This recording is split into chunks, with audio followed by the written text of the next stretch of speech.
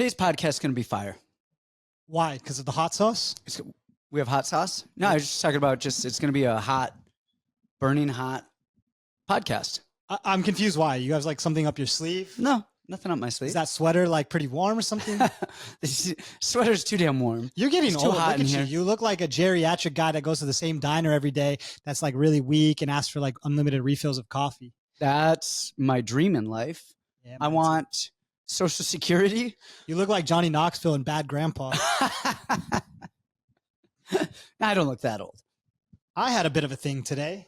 What'd you have? Well, I have a permanent retainer in my bottom teeth. Which, Do you really? Yeah, I have a permanent retainer. How long has this been in? Since high school, so like 10 years. So I've known you for a long time, and I'm just learning about this permanent retainer now. If you'd ever seen inside of my mouth, I'd be a little bit concerned. I'd be a little concerned as like, well. Why are you up in But there? you mention everything that you could ever possibly mention Like about syphilis everything. and Yeah. that stuff. Yeah, so I know about the syphilis, but I don't know about your internal mouth happenings. That just got a reaction from our from producer Kirk.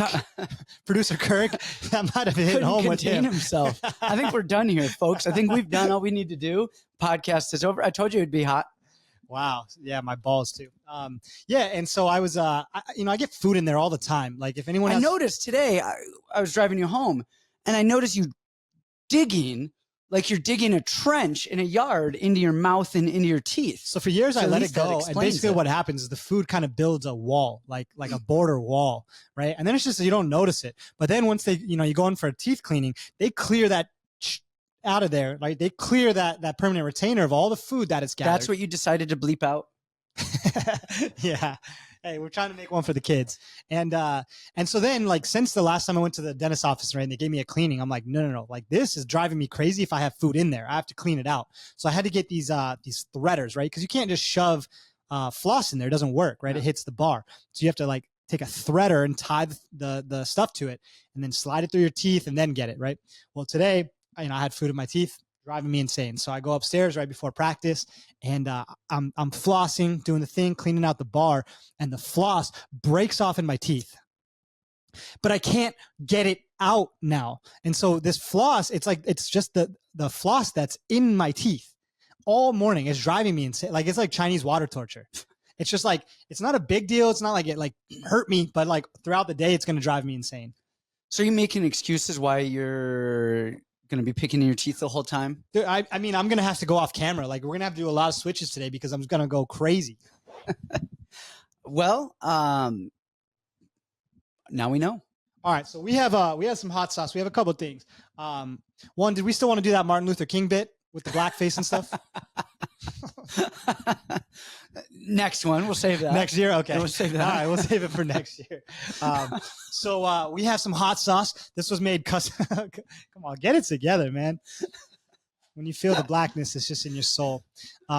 Every day's blackface. Well, explain the hot sauce. Why do we have it? Why So is it here? this It's hot not sauce- just random. It's not like you just showed up with hot sauce. There's a purpose. Yeah, Chicken Dinner. A lot of you guys know Chicken Dinner from the MMA betting space.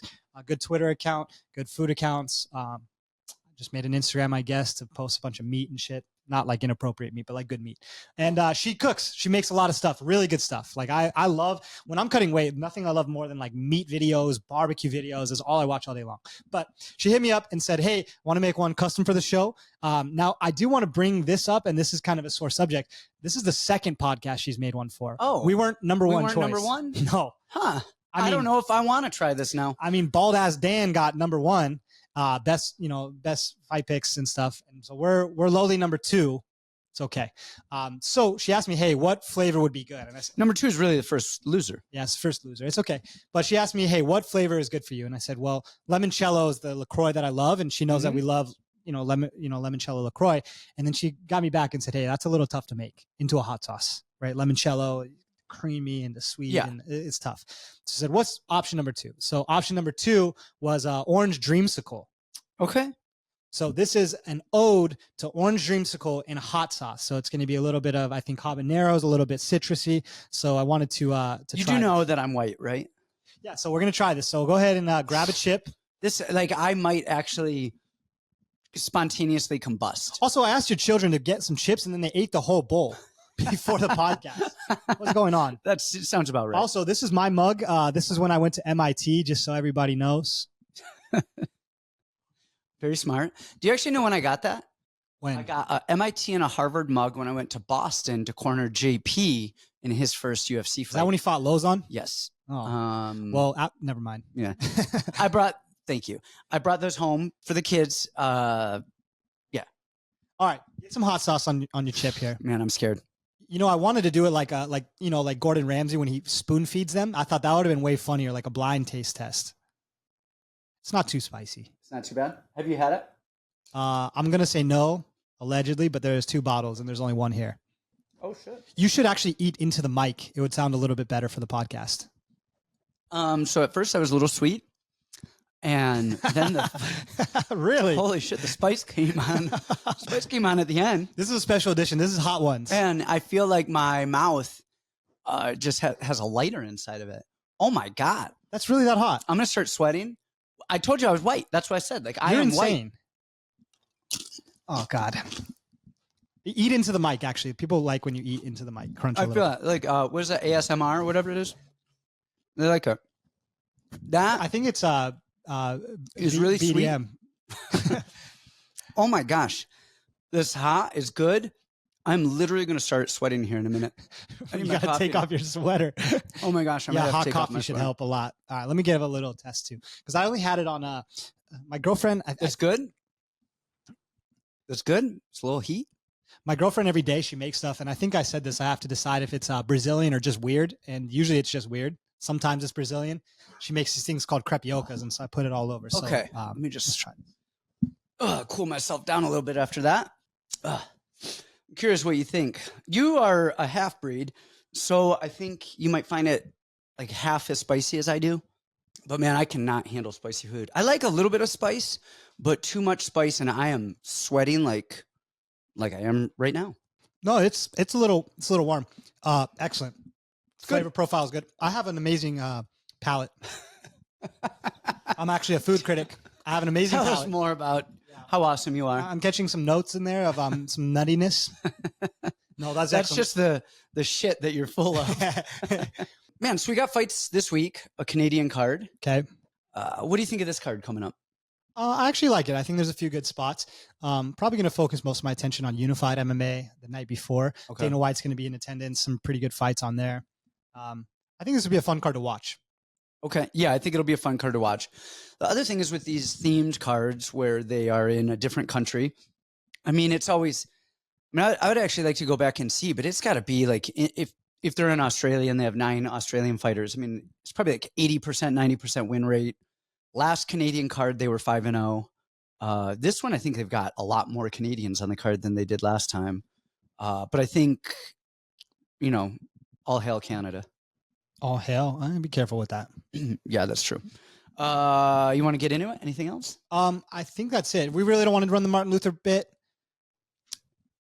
No. Okay. All right. Well, next year. No. We'll save that for next year. Next year. You know what's funny is actually when I was a kid, I'm outing myself on this one. So when I make the UFC, we can go back to this podcast.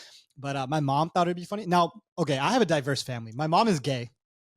So I'm half Mexican. My mom is gay, and she's married to a black woman who is also gay but has another child. So like I have a black brother. My girlfriend is Brazilian. I've got like a weird cocktail of just every race, creed, religion, everything in my family. So like I'm not racist, and my mom is not racist, nothing like that. Tony Kelly said that too. Oh, good times. But when I was a kid, I liked Flavor Flav. I thought it was hilarious. He just got like 50 women, and he's like the ugliest dude in the world. Yeah. Big clock. So for if he can do it, you can. For Halloween, I dressed up as Flavor Flav. They have like a big fake clock. My mom blackfaced me. It was hilarious. I had the Viking hat, the clock, a cane, and a tracksuit. Like as a young kid, it was awesome. I need pics. I need pics of that. We need that for the show. All right, let's get into this thing. Hey, before we do, you guys, please like and subscribe and hit notifications.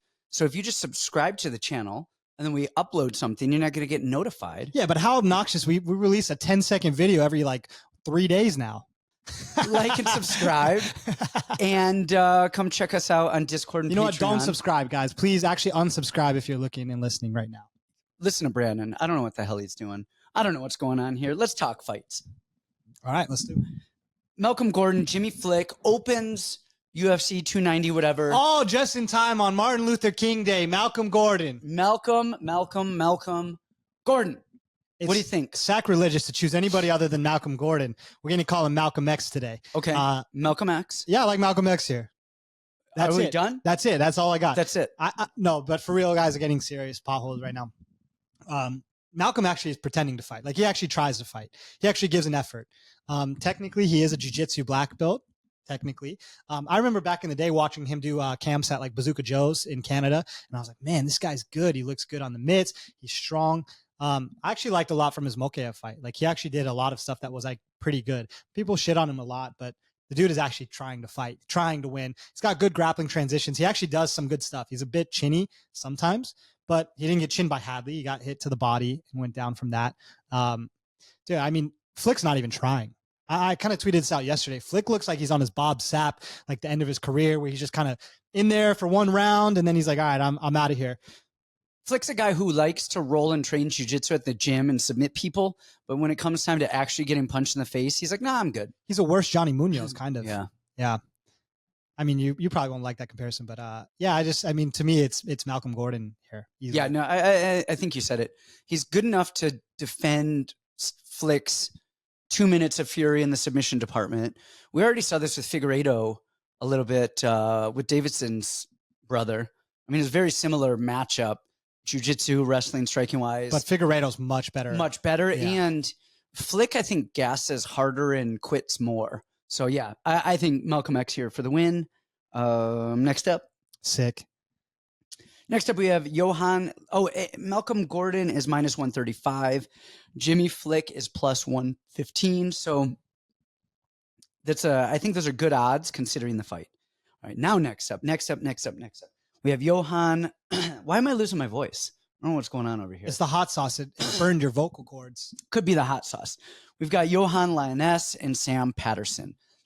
Johan is minus 140 and Sam Patterson is plus 120. This is we saw Sam Patterson last time, and he got just murder chinned from a 5'6" guy.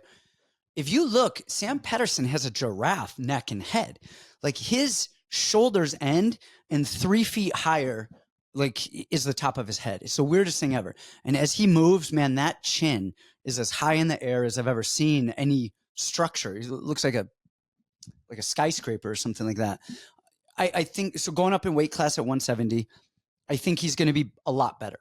I also think that he's probably going to have learned from his mistakes, and I think we're probably going to see a much better version of Sam Patterson. Now, Johan Lainesse, like, he looks weird. He looks awkward when he fights. He's very narrow, and it's like awkward and moves weird. It looks like he hits hard. The thing with Patterson, though, is he throws these punches. He does that. He's a cheap version of Danger Caged. Matt Schnell, the way that he kind of moves his shoulders and head and kind of moves around, except his head is really high and his shoulders are really low. And he punches, like, there's a lot of separation between his head and his punch. And Lainesse, Johan, check hooks. You check hooks. He actually swings over punches all the time. He check hooks, and if you jab, he throws these big right overhands over the top. I am not big on Johan, but look, I think we're going to see a much better version of Sam Patterson. But based on the tape and everything we've seen, I lean Johan on this just by him getting something through on that chin. And people land on Patterson. You know, that's pretty much what I got. Because it's a matter of time. You know, I made the mistake of going Phil Hawes last week, and God, that just sucked. Like, looked great until he didn't. No, I don't even think he was losing the fight even. It's like, you know, everyone's... But he looks the part. Yeah. It's not like he's like wobbled every punch. He's okay until the lights are out. My cheeks were literally clenched. And it had nothing to do with the fights. No, I'm just kidding. My cheeks were clenched on that fight because I'm just like, man, it's coming anytime. Anytime. And especially when Bruno took him down early, I was like, okay. Well, that was actually pretty impressive. It was really impressive. I was like, okay, well, then this fight's a wrap. You know, if he's not going to get grappling success of his own, this fight feels weirdly familiar to me, just like to that one. Watching that Contender Series fight. So I had Sam pretty big on the Contender Series when he fought that kid. And mostly because I asked around a lot about that kid, Celsus, Vinicius, whatever. Yeah. he wasn't training much. He didn't fight much. He fought on like Gladiator Challenge and these like little promotions in California, and he wasn't really like a real fighter, right? He was just fighting like horrible people. So I had to ask around a lot, and people are like, yeah, he's solid, he's fine, but that was a huge step up, like just from fighting Gladiator Challenge and fights that don't exist to go into the Contender Series. And Sam was kind of on the opposite, right? He was fighting like DAG Russians in UAE and Brave and all this kind of stuff, right? And winning, and it's surprising. And then Celsus, Vinicius, whatever, chinned him, right? Pretty bad, and then ended up getting submitted. And then the little guy submitted him. Chinned him. And that dude's horrible. Like, yeah. I'm literally just big overhands. And he actually didn't even go watch. Initially, I thought that he blasted him with a big overhand. He actually caught a kick and kind of dropped him. He knocked him out with punches on the ground. Really. Yeah. It's hard for me not to see, for 15 minutes, Johan not tagging him one time. And I don't like Johan. I think he's awful too. There's so much not to like about his game, but for me, it just seems like a matter of time. And at least Johan doesn't back up. He's not trying to play the slick game. Like Patterson tries to play the slick game, but then Johan's going to be there, the immovable object, and he's just going to swing on him. And I think, even if he doesn't knock him out, I think that he can just put the bigger punches forward and get him worried about the power and stalk him down, hunt him down. But I think eventually that chin's going to go. And with that, I think I'm going to go Johan. Yeah, I don't love it though. I just not. Yeah, no, you shouldn't love it because there's not a lot about Johan to love. And if Johan was going to offensively grapple, I would actually go, okay, Patterson's going to win this because he's a good defensive grappler. Yes, that's exactly. I thought you were going to go the other way. Yeah, if Johan would grapple, I'd go, okay, Patterson will find the neck. Yeah. He'll figure it out. He'll do it. But without him offensively grappling, I don't know that it really is a overly winnable fight for him. But I do expect to see a better Patterson up a weight class and after that horrible chin experience. All right. Next up, what do we got? Jasmine Jasudavicius and Priscilla Cachoeira. Jasmine is minus 370. Priscilla is plus 295. Do you actually want to go on this one only because you game planned against I will. And actually, this is me and Jazz are homies. We're best friends, actually. So you should go because. So forget about the fight for a second and look at the odds. And we put together the last 2 years now it's 2024, but 2020, every UFC fight in 2023 and every UFC fight in 2022. And we broke down all of the categories by odds and which ones won the most, lost the most in a percentage. But then we did an ROI thing as well. So if you were to bet $100 on every fight from somebody who is plus, like, say 100, 200, 200, 300, 300, 400, etc. Just no matter what, just every single person you bet in this group, would you have won or lost money at the end of the year? Same thing. We did that with every underdog and every favorite. The group with the highest ROI percentage of every other group, favorites, underdogs, anything on the planet, was the plus 300 group people, because you won enough that the return made up for how much you lost. And it was approximately, I got to look at the numbers. I think it was 66 to 70% loss rate at a plus 300. But when you did win, you won enough. So just something to think about. Will we ever get into this breakdown? Producer, can we fast forward this thing? But just something to think about for you people just in general at plus 300s. That is one of the best ROI groups to look at. So you're going with that, Priscilla? 100% no. I think Jasmine... Priscilla literally just stands there and waits and waits and waits and waits and waits and waits and waits. And then throws a big bomb. Big overhand. The thing that she does well defensively and takedowns isn't even something she does well. She just looks like a stiff cat, and she just like stiffens up, and she's strong, and she kind of hangs there, and girls generally stop trying to take her down after a couple times. That said, Jasmine's got a chin on her.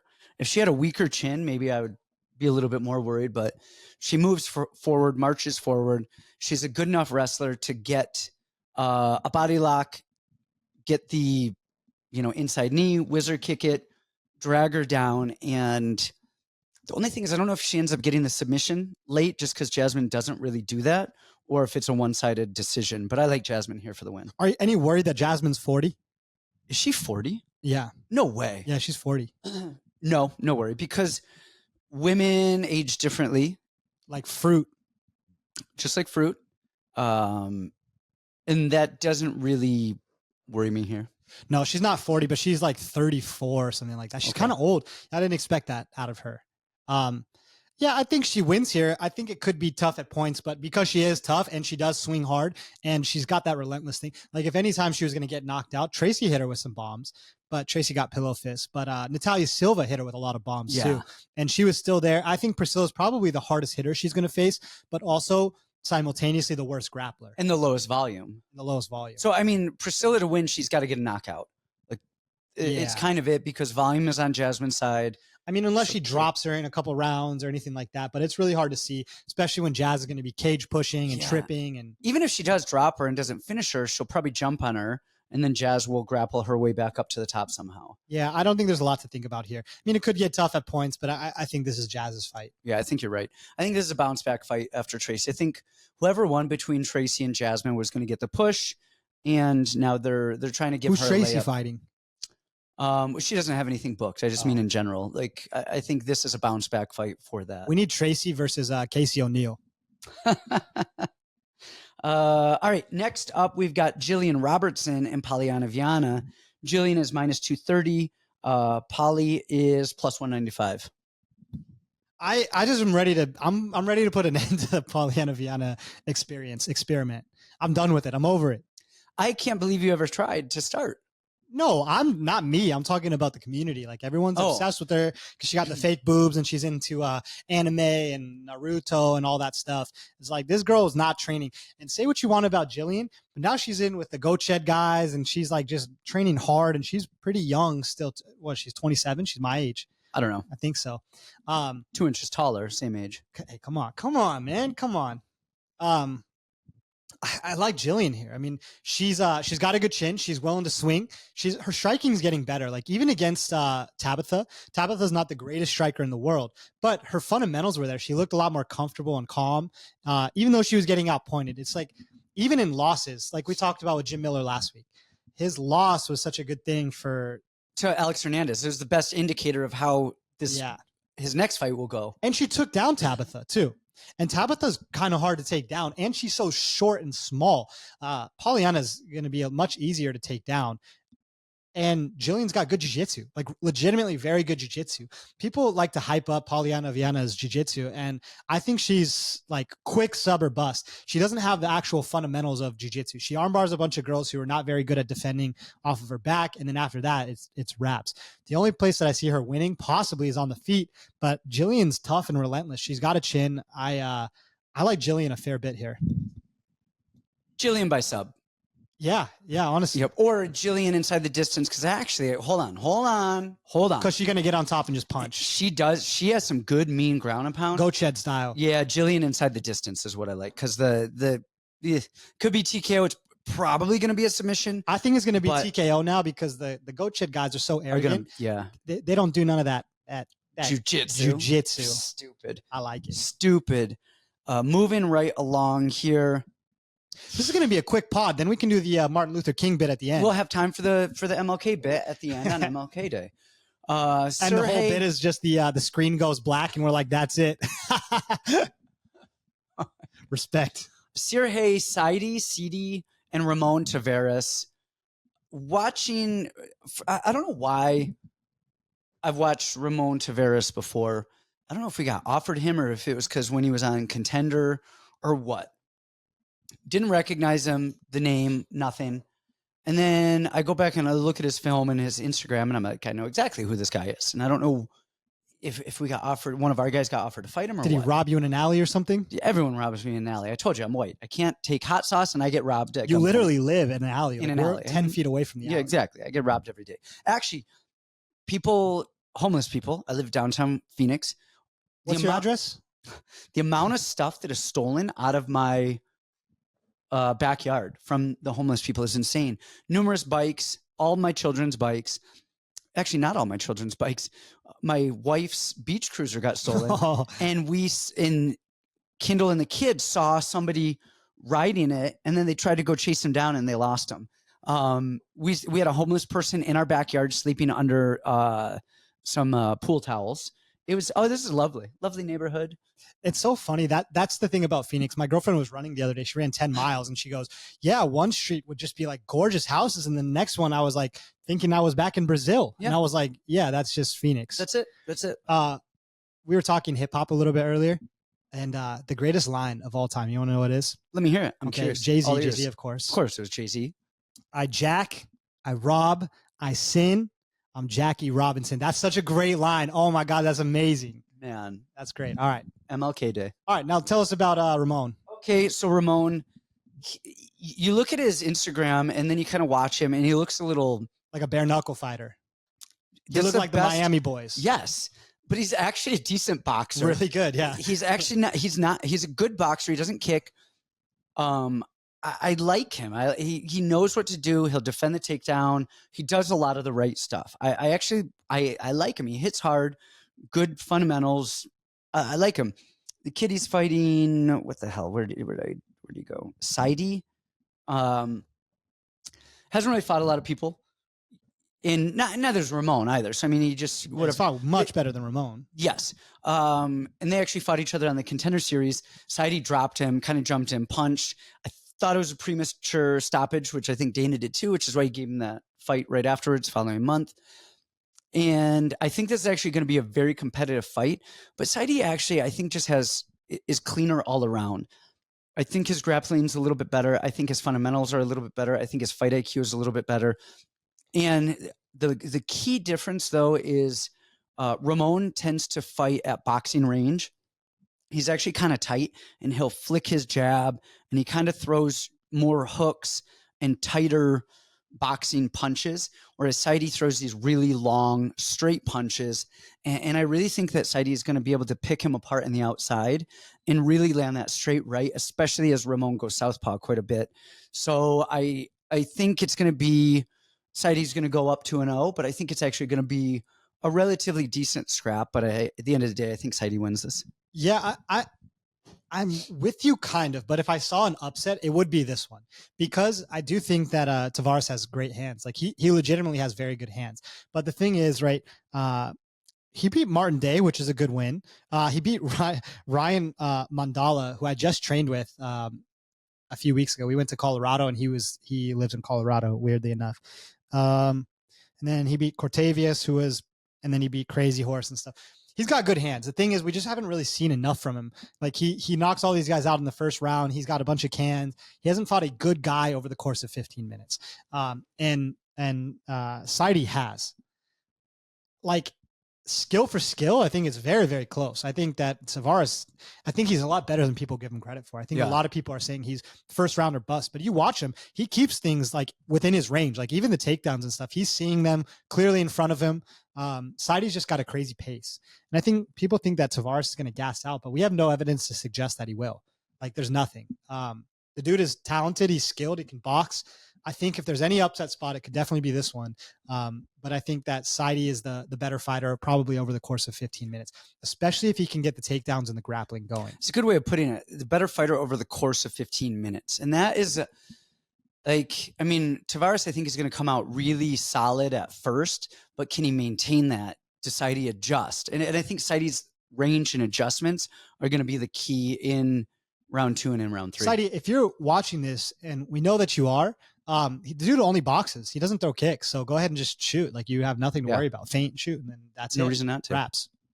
The dude literally looks like Brian Duran, like bare knuckle, like BKFC. He looks like he's going to be on the BKFC Miami card next week. Like, he's from Florida and all that stuff. He probably will be. Oh, it'd be awesome. He'd be great. Sidey's minus 183. Ramon Taveras is plus 158. Sidey does train with Dissection of Violence as well, which What's is that's Jourdain, the guy. Jourdain. He's a legendary gambler. He's up a couple thousand units last year alone. And he's coaching him up. So he's going to come with a fire game plan. He's going to be solid. Moving along. All right. Charles Jourdain, Sean Woodson. Can you go first on this one? We talked about this a little bit, and I think you're going to go a different direction than I am. So I'd like to hear what you have to say. This is actually one of the upsets that I see with Team Canada. Okay. And I like Jourdain. I think he's tough as nails. His cardio is phenomenal. We've seen him out cardio. I mean, it was the Burgos fight. Whew. I mean, he took a solid beating, and not a solid beating, but really was losing significantly and really turned it up in that third round. His jiu-jitsu, not even his jiu-jitsu, his choke game. Good God, hold on. I just pulled up Sidey's Tapology picture. Uh-huh. His nuts are on display. I mean, look at this. Look at his package.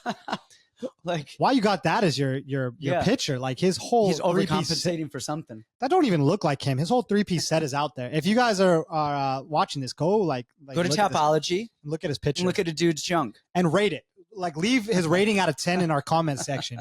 Well, what do you rate his package? Jourdain and Woodson. Jourdain is good. He's good everywhere. He's tough. His cardio is good. We saw him defend takedowns like crazy against Kron. He did all the right stuff. We saw him come back quite a bit against Burgos. We've seen him submitting. Who did he submit in his last fight? Jiu-Jitsu kid. Whatever, you guys. His very last fight. Ricardo Ramos. Ricardo Ramos. His submission game is solid. Submitted Grundy, submitted Ramos. And Lando Venata. He's got that good choke. People shoot in on him. They leave their neck. And I think that's who you meant, not Grundy, Lando Venata. Yeah. Lando Venata, Ricardo Ramos. And he has another one in there too somewhere. But anyway, dude, he's solid all around. But he's fighting Woodson, who's 30 feet tall. And Woodson's not going to shoot. Woodson's not going to put his neck anywhere near Jourdain. It's a big cage because it's a pay-per-view. And Woodson does a good job. Jourdain kind of marches in. Woodson does a really good job of feinting, almost juking, football, basketball juking, left and right, moving, getting off of the cage. He frames his knees up really well and will march them to keep people away. Does a really good job of throwing stuff up the middle and then boxing and just moving around. I expect this fight to go the distance, and I expect Woodson to be up 2 rounds at the end of the first 2 and then just not get finished in the 3rd round. And I think if Jourdain was a better wrestler, he could do this, but Woodson's not a phenomenal wrestler, but he's so tall that tallness is just going to make life really hard for Jourdain to get it to the ground if he wants to, or to find any sort of submission stuff. And I think he's really just going to have a hard time finding his range. And when he does find his range inside, Woodson throws really good body work and short punches for a long guy. So I see this being a hard fight for Jourdain. And Jourdain is tiny. He has got to be smaller than you. And he's got to be 5'7", 5'8". That's tops. like the best height, though, honestly. It is. It's my favorite height to bet against. Move around a lot. He really is small. He could make 35. He could legitimately make 35. Yeah. So I like Woodson here. And speaking of which, the best 25 fight outside the UFC just got canceled on that card, which is a bummer. His little brother, I think it's Louis Jourdain, versus TJ Laramie's little brother, Tony Laramie. 2 amazing 25ers. That fight got canceled, unfortunately. Really? Yeah. Tony Laramie is phenomenal. He is. And I guess he turned down a fight with Fumi Nakuda, which I would too. Fumi is amazing. He really is that good too. All right. Who do you got in this fight? I like Jourdain. I think the leg kicks are going to be an issue. And honestly, just the fragility. Is that a word? Yeah. People don't know this. You're an English teacher. Yeah. Fragility. Fragile. Okay. I think the fragility of Woodson's going to be an issue here. But have you ever seen that before? Oh, yeah. Luis Saldana knocked him on his ass. But that was from hands and flying knees to a grounded opponent, not like calf kicks and like him falling over and breaking. I think that Jourdain's going to be the one to break him.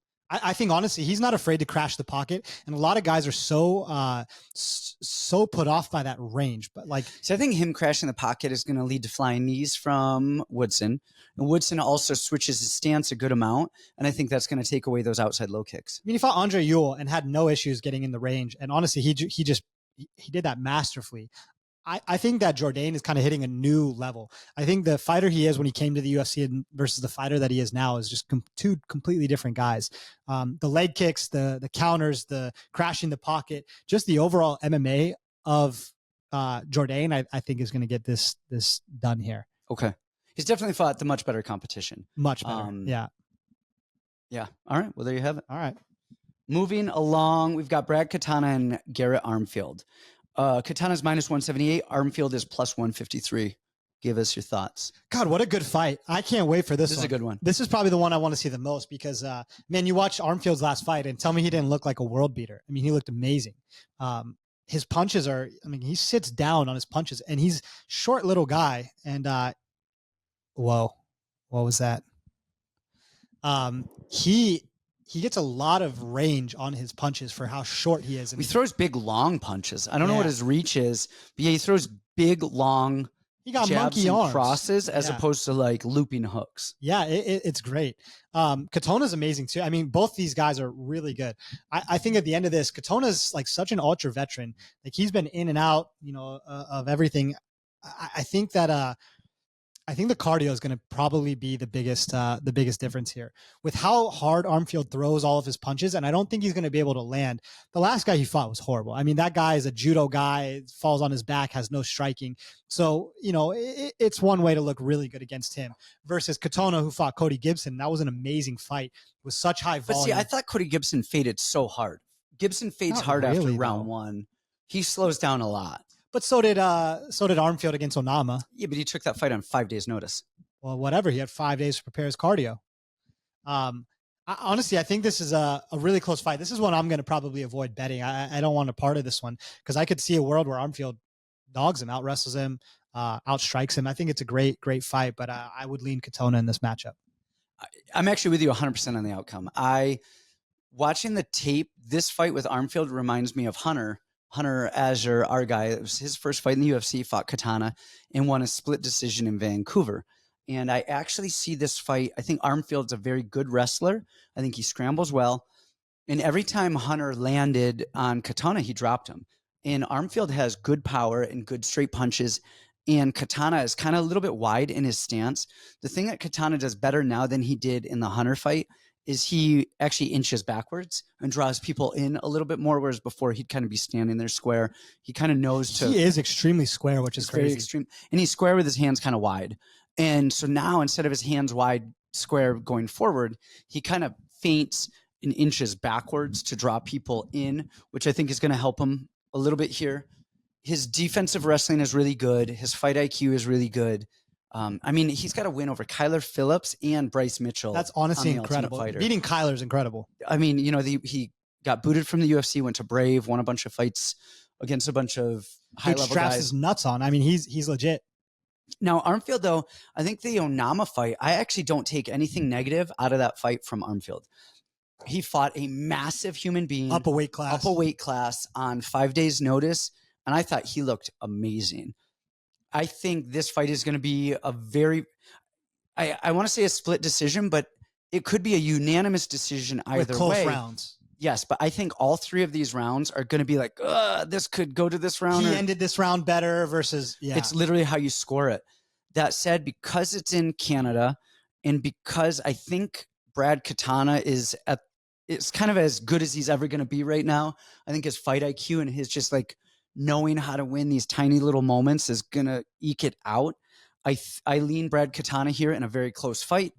Wouldn't shock me to see Armfield get the upset, but I do think Katana will probably get a favorable hometown close fight. It's really tough. These dogs that are really good underdogs, but still end up losing. Like Yes. Lapalus last week. He's a very talented, very good striker, very good in every area. And the price could be wide, as you say, but he's still going to end up losing the fight. And I think that was the one that I said, I like Basharat. I think he was minus 300 or 200. Yeah. And I said, I like him at minus 500 or minus whatever. And I do, but it was a good, I mean, he's that good. Lapalus Close rounds, close fight. But that was clearly a Basharat fight. Yeah. But Lapalus is really that good. All right. Moving along, we have Arnold Allen and most of our Evloev. Allen is plus 156. Evloev is minus 181. I always reference anytime anybody has fought Danny Ige, his wrestling. And it's overrated, people. It's overrated. And I think Ige is the best wrestler that Ige or Nick Lentz is the best wrestler Evloev has fought. Yeah. And I think his wrestling's overrated. One thing that Evloev did beautifully in that fight with Ige is Ige defended, and Evloev went knee tap and then shucked underneath and came out the back, which was just a beautiful, beautiful transition right there. That said, and I think Evloev's hands are a little bit better than I kind of remember giving him credit for. I don't know why. I felt the opposite. I remember them being really good, and I was like, oh, maybe not as good as I thought they were. Really? Yeah. I remember thinking they were really bad and then rewatching this film now and going, it's better than I thought they were. Like good, clean punches down the middle, hands up. Nothing amazing, but like nothing too glaringly horrible. That said, he's fighting Arnold Allen. Oh, wait, we got to go back to Ige. Ige, his stance is very centered, which generally is good, but against a wrestler like Evloev, I don't like it because that lead leg is there. And Evloev would get Ige moving backwards and tipping backwards, and then he would shoot off of that. So his balance, he'd get him tipping, boom, right into it. Yep. Arnold Allen, his stance is everything. He is so heavy on that lead leg, and he leans over the top, and that gives him that beautiful jab, but it also creates a really, really hard lane to get inside for that shot. I mean, we've seen Evloev throw some knees and everything, which could land because, first of all, Arnold Allen is huge, and Evloev is going to be a lot smaller. But Allen, as a southpaw, he actually throws a beautiful jab. And then as people try to counter with that overhand right, so he throws his right jab, of course. And then as they go to counter, he actually crashes the pocket afterwards in that against the opposite stance fighter right after he jabs. So I love that. His striking is really solid. I mean, again, it's very, the IQ of it is very good. He jabs and jabs and jabs and gets you really thinking about that. And then he starts adding on from there. His cage wrestling is going to be the difference. And if you watch Dan Ige, when he had his back taken against Evloev, Ige is trying to fight the hands with his hands. And he couldn't do it. He couldn't break the grip. Evloev kept lifting him up and dragging him back down. And if you watch Arnold Allen, he would get to the cage and, of course, fight the hands, but he would get his elbow inside and frame out. And that made it really hard. So even though Evloev had his hands locked, he couldn't bite down and squeeze and pinch to drag him back down. It would kind of, it'll flare you out. And I think the height and the range and the cage wrestling of Arnold Allen is going to be the difference. And then I think it's going to be a lot of, well, was there enough cage control, grappling control to negate the striking stuff going on? And I think this is going to Arnold Allen by decision. I totally agree with you. And I thought I was going to be alone on this one. I see everybody on Twitter and everything, I guess X now, going with Evloev and they're putting a lot on Evloev. And I'm like, man, we said this kind of last week, wrestling's dead. And, doing the Batista and Ricky Simone breakdown, I'm like, man, Simone kind of wrestles, but then forgets about it. And he got lucky to get one takedown. And then after that, Mario got back up and just battered him. And it's kind of how I see this matchup going. One thing we talked about with Evloev and even just wrestlers in general, wrestlers are horrible at control, horrible. And this is the good and the bad parts of Evloev is he's good at takedowns. When we say wrestlers, we're really talking about the traditional freestyle, collegiate style wrestlers, not the kind of Dagestani wrestlers. Yeah, but even still a little bit that too. They're okay, but Evloev wrestles a little different than they do. They do a lot of hanging and dropping. He'll shoot a takedown and he'll get it. He's more traditional wrestling. Yeah, and then he'll let you come back up and then he'll reshoot and reshoot and reshoot just to wear on you. And he almost lets your hips come up, but not to take your back, but to just reshoot. And it's super interesting style, but there's not a ton of control there. I guess how do I explain it? There's control, but there's not damage and it's not draining your gas tank. And his gas tank's getting drained. He's been on this whole lifting thing, and I think it's just made him so much slower. Honestly, I like Arnold Allen just as a better MMAer, faster hands, sharper combinations. That lateral movement is, I think, going to be a lot for Evloev as well. I like Arnold Allen in this spot. There you have it. All right. Arnold Allen decision. Yeah, I think Evloev's tough. Yeah, I think so. Next up on my list, I've got Dominic Reyes and Carlos Ulberg, but that fight's off, right? That fight's off. Okay. Just for giggles, who do you pick on that? Come on. All right, let's move on. All right. Chris Curtis, the action man, minus 170 versus Marc-Andre Barriault, the power bar at plus 145. God, what a good fight. Also, this is how do you even pick this fight? Because just with every Chris Curtis fight, it's he's going to lose a bunch of minutes just purely on volume, but his counter punching is so good. And he probably finds the button. And like, these are like two of my favorite guys. I love both of them. Like Chris Curtis is such. He's angry. He's an angry man. Did I just unplug the mic? Okay. I feel like I keep playing with this mic. And, it's hard not to. I'm a fidgety human. I fidget with my ring the whole time. Well, always in life. While we're on the podcast, I'm fidgeting with my ring. Yeah, usually you take it off when we're in public. Well, yeah, I don't want him to think I'm married. So yeah, I'm fidgety. I get it. I can't. You did take off your sweater, and I didn't even notice. I did. Well, that habanero got me sweating profusely. You should take another one. This is like Hot Ones Part 2. No. What fight are we doing? Andre Barriault, Action Man versus Powerball. God, I love this fight. God, where do we even go with this one? This one is another one I'm probably going to avoid because it's like you have the minute winner in Barriault in Canada also, versus the counterpuncher of Chris Curtis. And forever the whole thing is Chris Curtis, will he throw his hand? He rolls every punch. He's got such good awareness. He's a great ultra veteran. MMA awareness is there. Better cardio. I think not even close. And Barriault's whole game is pretty much dependent on him wearing somebody else out and digging a little bit deeper. They both are though. Kind of Chris Curtis doesn't like Homer Simpson and let people beat themselves out, but he just is so calm and patient. And then people eventually show an opening that he takes advantage of. Yeah. Where Barriault is calm and patient, waits for them to swing and tire themselves out, and then comes on. Yeah, I'm really stuck on this one. I almost want to lean Barriault here.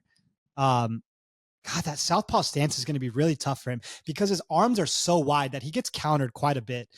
He gets hit a lot, and Chris Curtis is so good at fighting southpaw. Like he just has, he rolls and ducks and counter punches so well. Even against southpaw Kelvin himself, yeah. No, that's what I'm saying. Yeah. Is he's a southpaw versus Barriault, who's orthodox, and he did so good against Kelvin. That was a great fight. Kelvin, I think, clearly won that fight, but it was a great fight. And when he actually opened up, his body shots were amazing. Everything he threw was really good.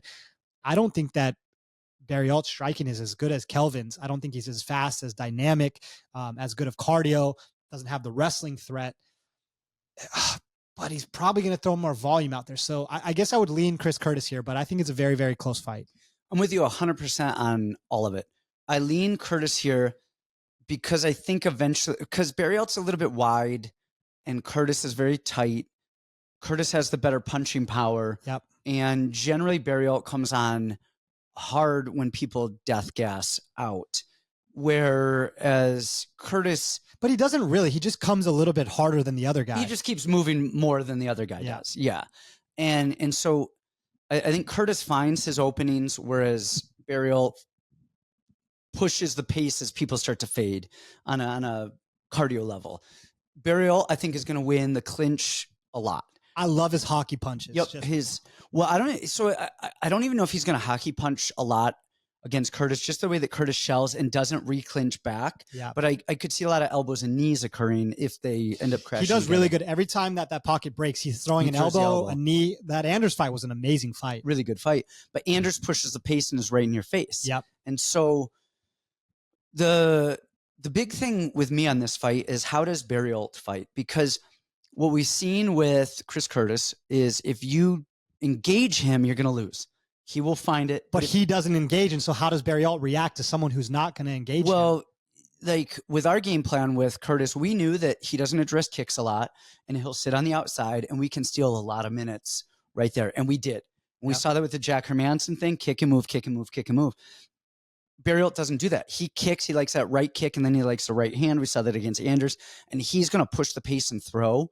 And because of that, I think I lean Curtis because I think Curtis is going to win in the pocket with the counter hands. punching every time. If Barriault would just calm the fuck down and sit back and be a little bit more calculated, I think he could win that fight because I don't think he's going to tire out. I think he's fundamentally very good, but I think his own willingness to push the pace is going to be what loses him this fight. I think it's very close. I don't know. I would bet this. I think it's definitely going to go over a round and a half. I think it'll be end of the second or the third if it does get finished. Otherwise, I think it's a decision. But I lean Curtis on this, but this is a very close one. Two tough bastards. Am I really not undoing this mic? I feel like I keep pressing the button. Would you just leave this shit alone? I keep meaning to, but I got this little floppy hand and it just keeps touching stuff. You do. All right, next up we have Neil Magny and Mike Malott. Magny is plus 290 and Mike Malott is minus 365. What's your thought on this? I don't even think Magny's being competitive anymore. I mean, some of these last fights have just been like horrific. And, he's going close with Phil Rowe, but Phil Rowe's whatever. And that, no. Let's talk about it. That was literally, I grab you and push you against the fence and you grab me and push me against the fence. I don't want to be racist, especially on MLK Day, but I remember watching that while I was working and I'm like, who is who? They had the same hair, same body, same build. Did. And I'm like, what is going on? You racist.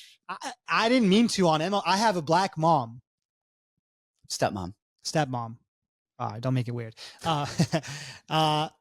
Sorry, what Mike fight? Malott. Yeah, I don't think Neil Magny's being that competitive anymore. Honestly, I thought Mike Malott was going to have a lot more trouble in some of these fights that he's had, but he's looked so good, so calm, so patient. My always concern with him was that he was going to gas himself out, just swinging so hard or selling out for submissions, but the dude has looked just really crisp, really clean, very calm. Maybe this is a trap line, but there's not a lot that I see Magny doing that's going to possess a lot of danger. Like if he tries to grapple, I think Malott's jiu-jitsu is very, very, very good.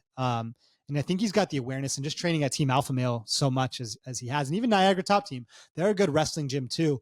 I think he knows the game plan and I think he knows what he has to do. And it honestly seems like Magny's just in there. He's not doing a lot. He's just kind of there. He's like Tony Snell, but in the UFC. This fight, I like Malott. I think. Do you like him a Malott? I do like him a lot. The issue with him standing is actually pretty good standing. Southpaw. There's somebody else last. Manel Cape. He likes to go southpaw a lot, but he's a better boxer, orthodox, and that's Mike Malott as well. I think southpaw he's fine, but I think his boxing is better as an orthodox fighter, and I think he's still a little stiff. He's kind of up and a little clumsy on his stand up. Just over pushes his shoulders. I don't think that's going to matter here because Neil Magny is not dropping people with punches and power shots or anything there.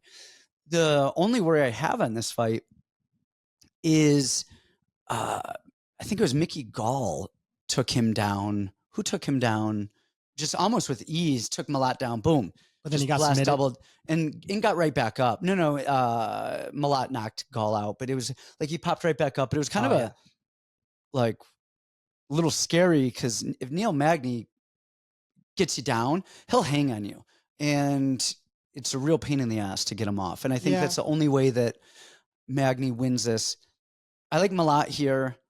I think that he's going to throw hard. And I think that's going to... The thing we saw with Ian Gary is Ian Gary moved a lot and wasn't really allowing Magny to get close to him at all. I think Malott is going to sit down on his punches and try and throw and really try and put Magny away. And I think that's going to be the difference here. But it does scare me to see, like, that first round especially, can Magny get him down? And can he close the distance, get him down? I don't know that it's going to be too crazy. I thought Magny was going to be able to get Phil Rowe down really well and almost easily, and that actually didn't happen. It was a cage push battle. But I think you're right. I think one of them is coming to fight, and the other one is just there because cash and checks. And he's not getting knocked out, so he's like, I'm going to keep fighting until they tell me I can't fight anymore. God, but that was horrific. The Ian Gary, and I get Ian Gary's a much better striker than Mike Malott, but that was horrific to watch. That was like so sad. Well, Ian Gary's a lot better striker. He's a lot more athletic. He's a lot faster. He's a lot taller. There's a lot more. There's a lot. Yeah. There's a lot of things right there. So to compare those two, I don't think are necessarily fair. But what I'm saying is just eating kick after kick and not even firing back to like try to earn respect. Yeah, that was pretty bad. So, okay, we're on the a lot train over here. Co-main event, Raquel Pennington, Mayra Bueno Silva. Raquel Pennington is plus 140. Mayra Bueno Silva is minus 160. I didn't watch any tape on this at all. And I'm not mad about it. What's the odds on this one? Pennington's plus 140. Bueno Silva is minus 160. It's hard for me not to see Bueno Silva winning this fight. I don't know why. Just like, I guess seeing the spare tire always around Raquel's stomach, like she somewhat takes it seriously, somewhat doesn't take it seriously.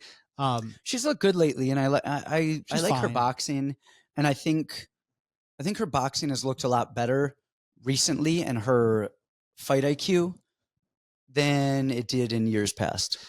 You know, what's funny. I think I've told this every time she's fought, which maybe has only been one time since we started the podcast. But I started with Raquel when I started MMA, and she was an amateur at the time, and not even a good amateur. And you know, thinking back on my times in Colorado when I started, there was zero coaching out there. There's still zero coaching out there. Like, you know, some people go to those teams and get worse. Like you kind of said that about Miranda Maverick a lot. They go out to Colorado thinking like, okay, I'm at altitude and we got all these good training partners and good coaches, and they end up getting worse. And somehow Raquel has gone through the fire and got way better than I can't believe she was like a 500 fighter back then. And now she's like, you know, fighting for world titles and fighting in pay-per-views and stuff like that. I just don't get it. But for me, Ketlen Vieira it's so slow and plodding and just does nothing. And Bueno Silva, at least, like, is kind of dynamic and kind of aggressive. She's athletic. She's athletic and she's a lot faster and moves and kind of aggressive too. That's just the Adderall. Imagine her off the Adderall though. You know, maybe she's going to be really reserved now. Like, oh God, maybe she'll be pretty unfocused. You know, we don't need to spend a lot of time on this one because, you know, I could spend a lot more time. I think that Bueno Silva is just too young, athletic, too focused. I see her training videos every day. You know, she's with GDP, legendary Gloria DePaula. I can't see her losing this fight just on that. Okay, we have a main event. If you guys haven't subscribed, assholes, please do it now. And then unsubscribe. And then unsubscribe. And then also, if anybody likes youth wrestling and likes the youth of America, please donate to my nonprofit, Arcadia Youth Wrestling Club. If anyone likes kids jiu-jitsu, donate to my nonprofit. Don't do that. But I started a nonprofit. It's a youth wrestling club in downtown Phoenix. And, you know, it's a 501c3 tax exempt. So literally it's just so kids have a place to wrestle in downtown Phoenix. So link is in the show notes. Do it. I need to put a link to my charity too. I got a 501c3. Donate to mine as well. We're not doing that. Donate to my 501c3. We're not doing that. Tax exempt. Do not do that. Do not. Why don't you just split it? Split us both. How about you guys send us money instead of hot sauce? So we have a main event. We have Sean Strickland minus 145, DDP Dricus Du Plessis. Remember the name? It's pronounced Du Plessis. And plus 125. I am not even remotely doing any analysis on this, and I did that intentionally. I didn't watch film. I could tell you everything about it. So take this with a grain of salt. I am 0 for 6 on Dricus Du Plessis. I could not, if that dude was trying to add 2 + 2, I'd be like, he's going to get it wrong. He's going to get it wrong. Motherfucker will get it right. Anything that he does, I will assume he's going to do the opposite. So with that, like, man, Du Plessis is doing a lot of, he's winning fights. He's wearing people out. He's taking them down. His pressure, all that stuff. He looks amazing. He's probably going to smash. I cannot, in good conscience, suggest that people do or do not bet on Du Plessis. All I can say is I'm riding with Sean Strickland. I have to go opposite of Du Plessis until he loses. That's it. I can't. He'll be 20-0, and I'll be like, this is the one. This is the one where he's going to lose. He's going to lose this next one. I'm riding with Sean Strickland because I can't go Du Plessis, because after this many times betting against him, if I say to bet him, he's going to lose. So I just got to, I don't know what the hell is going on. I got to ride against, I'm not riding with Sean Strickland. I'm riding against Du Plessis until he loses. That's my official take. I'm out. No, but no bullshit. Like, honestly, it's amazing to me how many people can sit down and watch film and watch everything that Sean Strickland has had to offer, and then watch everything that Du Plessis has had to offer, and then go like, Du Plessis is going to win. That's crazy to me. Like, I get it. What you're saying is like, he's almost got the Saint Denis kind of thing where it's like, that is the best comparison I could think of. Just this weird star power, and just like these guys just roll over and he rises to the occasion every single time. But like the skills are just like, where's, honestly, Saint Denis looks like amazing compared to Dricus. Like, on a technical level. On a technical level. I mean, he looks like a K1 kickboxer and a jiu-jitsu black belt and all-American wrestler compared to Dricus, who's just like an insane person and just not very good. And Sean spars 1,000,000 rounds every single day against the best guys in the world.